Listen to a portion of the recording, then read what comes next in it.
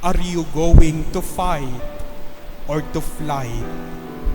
Madali sa ating tumalikod, madali sa ating mang-iwan kapag magulo na ang sitwasyon. Magali tayong bumitaw kapag hindi na natin alam kung saan tayo kakapit at pupunta.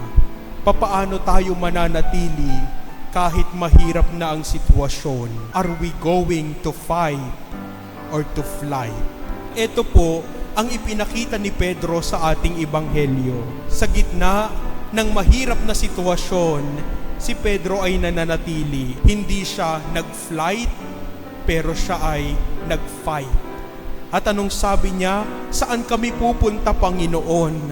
Wala kaming pupuntahan, kundi sa'yo lamang. Wala kaming tatakbuhan, kundi ikaw lamang. Wala kaming pupuntahan at kakapitan, kundi ikaw lamang na alam naming mahahanap namin ang kasagutan ng bawat tanong sa aming buhay. In order for us to remain, go to the right person. Para tayo ay manatili, pumunta tayo dun sa tamang tao na makakatulong sa atin.